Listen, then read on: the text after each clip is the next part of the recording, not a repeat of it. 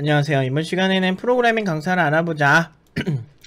프로그래밍 강사의 종류, 프리랜서형, 월급형이 있습니다. 이제 월급형부터 얘기를 한번 해보죠. 교육기관 특유의 커리큘럼을 계승하기는 참 좋아요. 그 교육기관마다 스타일이 있는데, 이제 월급을 받으니까 이제 매번 이제 우리는 이렇게 하자라고 해서 이제 매달 이제 반영하기 좋죠. 그리고 교육기관이 스타일이 있으면 그 스타일을 계승하기도 참 좋아요.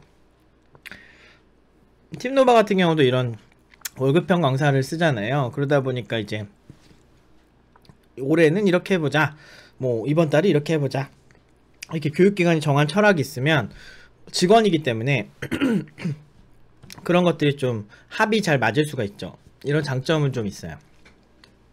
그런데 단점은 개발을 못하는 강사가 강사 스킬만 무진장 늘 수 있어요.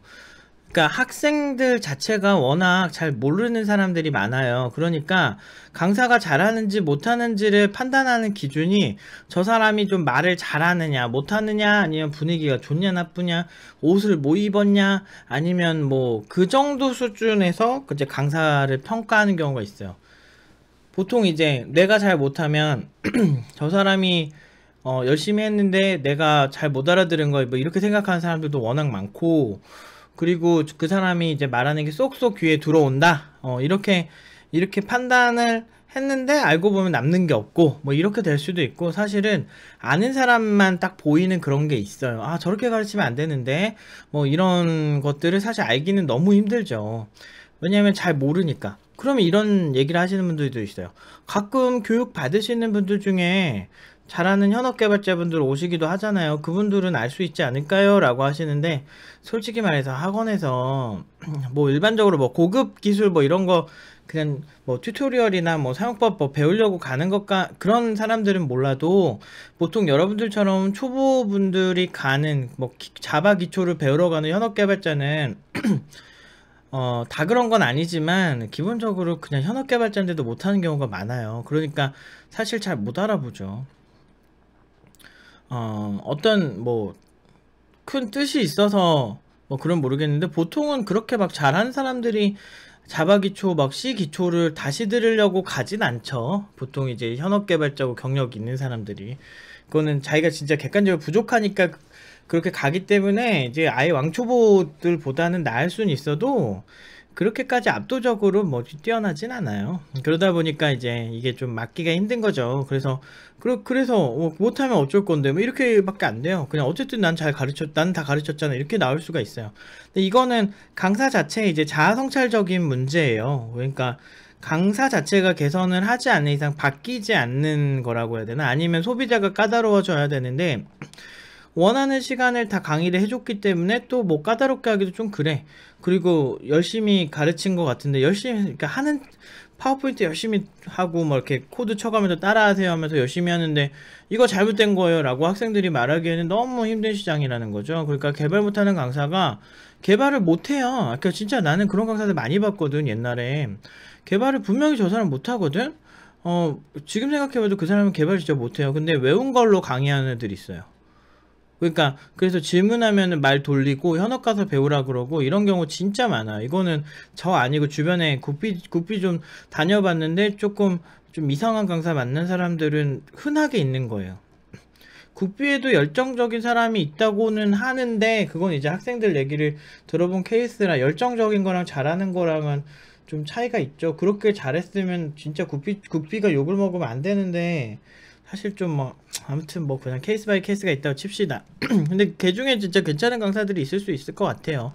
어쨌든 이런 개발 못하는 강사가 이것만 딜레마에 빠지기가 참 좋아요. 그리고 약간 좀 윗선 눈치 보기가 되게 좋죠. 그래서 외워서 가르치는 수준이 될 수 있고, 주저리 외운 레퍼토리로 그냥 그렇게 사는 사람들이 있어요. 그러니까 이게 뭐 하루 이틀이지 그게 오래되면 이제 좀비처럼 바뀌는 거죠. 그냥 이렇게 생각 없이 그냥 외운 걸로만 하고, 그 스킬로 그냥 평생 먹고 살면 발전 없죠. 새로운 공부 안 해요.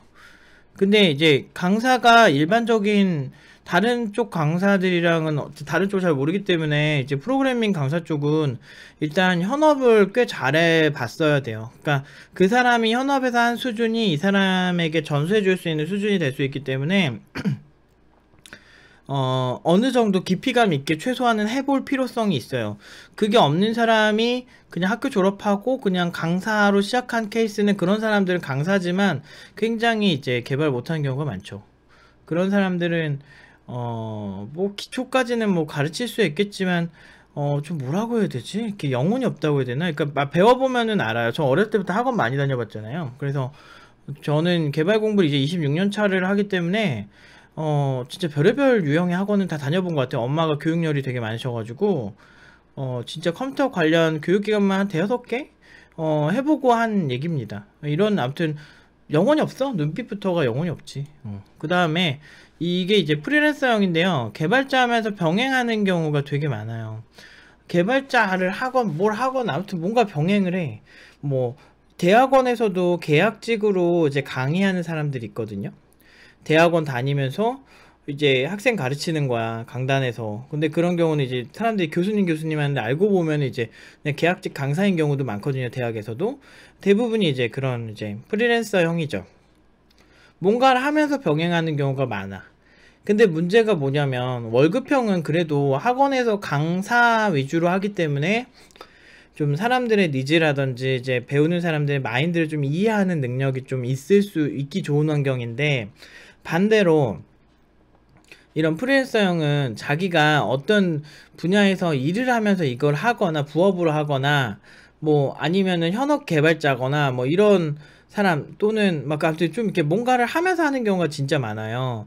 그러다 보니까 이걸 되게 가볍게 생각해. 부업으로 생각하는 거라니까. 우리가 주업이랑 부업이 있으면 아무래도 부업보다는 주업에 좀 힘을 쓸 수밖에 없잖아요. 근데 그럼 여러분들 생각 이렇게 들 수도 있어. 그러면은 현업이 그래도 현업 경험이 있는 사람이 수준이 높으니까 좋지 않을까 하는데 이 사람이 현업을 한다고 잘한다는 보장도 없을 뿐더러, 근데 현업에서 높은 수준이었다고 한들 그 사람 머릿속에 있는 거를 이 사람한테 전달하는 거는 전혀 다른 능력일 수 있어요. 그 사람이, 우리가 흔하게 착각하는 게 뭐냐면 저 사람이 어느 정도 수준에 있으니까 우리도 저 사람한테 배우면 그 수준에 갈 수 있겠지라고 하는데, 사실 그거는 꼭 비례하는 건 아니거든요. 정말 잘한다고 해서 누군가에게 정말 잘 가르치는 건 절대 아니에요. 둘은 완전 전혀 다른 형질의 문제거든요. 그리고 이제 이걸 하시는 분들이 이것만 전문적으로 하지 않기 때문에 사실 누군가를 가르친다는 거에 대해서 굉장히 이상한 커뮤니케이션을 한다든지, 저 사람이 강사가 맞아? 그러면서 어떤 사람은 되게 외골수인데 강의를 하게 된 거예요. 그러다 보니까 막 중얼중얼 막 이렇게 가르치는 경우가 꽤 있어요. 온라인 강의 조금만 찾아보시면 그런 사람들 찾기 그렇게 어렵지 않습니다. 그런 케이스, 그러니까 전문 강사가 아닌 거야.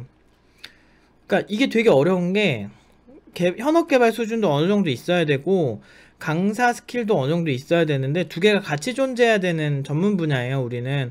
그런데 어떤 사람은 너무 강의하는 그런 느낌만 계속 살리려고 그러고, 어떤 사람은 너무 현업만 계속 하다 보니까 강의하는 게 굉장히 부족하고, 이런 게 되게 많아서 사실 되게 어려워요. 두 개가 공존하기가 되게 어려운 거라서 사실 그 밸런스가 상당히 어렵거든요. 그렇기 때문에 현업을 안 하는 것도 웃기고, 그렇다고 해서 너무 강의만 해도 안 되고, 왜냐면 강의만 계속하면 기술이 계속 바뀌잖아요. 우리는 수학이나 영어 같은 게 아니거든.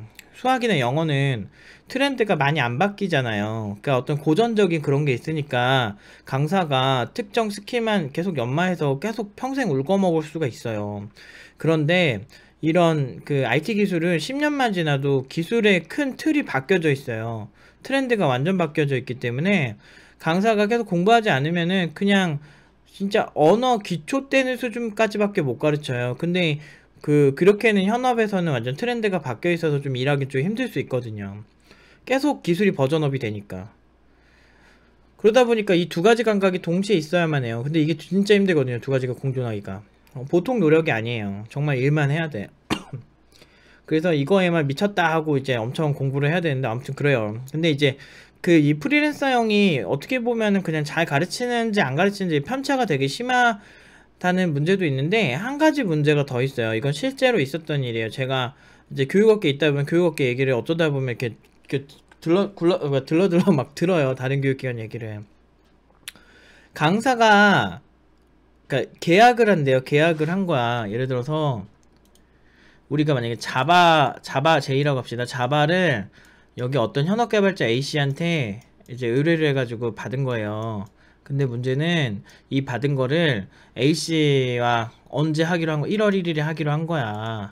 1월 1일에 하기로 했는데 이 사람이 한 3일 전에 안 한다고 갑자기 통보를 해와요. 근데 이 사람 명의로 학생들을 엄청 모집을 했을 거 아니야, 이 학원은. 프리랜서로 계약을 하면. 근데 이 사람 입장에 그냥 계약 파기하면 그냥 끝나는 거거든요. 계약금 돌려주고. 그러면은 이 회사에서는 이제 학원은 이제 좋됐다 이러면서 새로 강사를 구하는 거야. 이게 프리랜서형이 가장 큰 문제거든요. 어디서든 급조를 대충 해요. 왜 이걸 안 하면 내가 프리랜서 하고 있으면은 이런 연락이 되게 많이 와요, 저한테. 옛날에 진짜 많이 왔어요. 그래서 뭐 아이폰 가르쳐달라, 안드로이드 가르쳐달라. 내가 누군지 알고, 내가 내 실력 절대 검증 안 해요. 그냥 내 경력이 있냐 아니냐, 그거 가르칠 수 있냐 없냐만 봐요. 그러니까 그 돈이 되냐 안 되냐만 딱 본다니까. 그래서 나 그런 거 없어. 최고 강의를 줄 테니까 빨리 오라고. 근데 이제 내일 모레 해야 된다고. 그러니까 저렇게 이렇게 프리랜서 계약을 했는데 이제 계약 파기한 케이스. 그리고 여기 또 문제가 뭐냐면 내가 뭐지? 강의를 내가 어떤 1번이라는 강의가 있는데 요거를 한 달 듣고 이해가 안 돼서 재수강을 신청한 적이 있단 말이에요, 어렸을 때. 근데 재수강 신청을 했는데 이 강사가 다시 가르쳐 줄 줄 알았는데 이 강사는 이제 계약이 끝난 거야. 그러면은 이 재수강 할 때 전혀 다른 강사가 가르쳐요. 처음엔 남자분이었는데 그 다음 수업에는 똑같은 과목이 여자분으로 바뀌어 있더라고. 근데 봤더니 이제 현업 개발자 분이신 것 같은데 너무 다른 거야. 가르치는 게 완전히 달라요. 이게 이제 월급형이랑 프리랜서형이랑 다른 거예요. 그러니까 팀노바 같은 경우는 월급형이니까 어느 정도 큰 틀이 있으니까 이 강사한테 배우다가 저 강사한테 가도 큰 문제가 안 생겨요. 왜냐면은 커리큘럼이 동일하게 맞추고 시작하고 가르치는 방식도 이제 어떤 강사마다 좀 편차는 좀 있을 수 있어도 스타일이 다를 수 있어도 큰 틀은 동일하거든요. 가르치는 목표나 이런 게. 근데 완전히 달라요. 완전히 커리큘럼 자체가 완전히 바뀌어 있어. 그러니까 강사 나름대로 막 하고 학원에서도 그걸 검증을 그렇게 안 한다니까요. 그러니까 왜 검증을 안 하냐면 다른 분야 같은 경우는 우리 주변에 잘하는 사람들이 많아. 수학 잘하는 사람도 많고 영어 잘하는 사람들도 많은데 개발자가 아무리 많아도 주변에 개발 잘하는 사람들이 많지도 않을 뿐더러 그리고 그 사람이 직접 거기 가서 듣지 않는 이상 저 사람이 잘 가르친다 못 가르친다 자체를 판단하는 시장이 전무해요. 그러다 보니까 그냥 뭐 어디든 그냥 네가 열심히 해라 그냥 이런 식으로 그냥 말이 그냥 적당히 넘어가는 거야 그냥. 이게 너무 이게 편차가 되게 심해요. 그래서 이 프리랜서형도 사실 굉장히 위험해요. 그러면 어떻게 하란 말이냐라고 하신다면 자, 한번 대책을 강구를 해봐야겠네요. 생각을 안 해봐서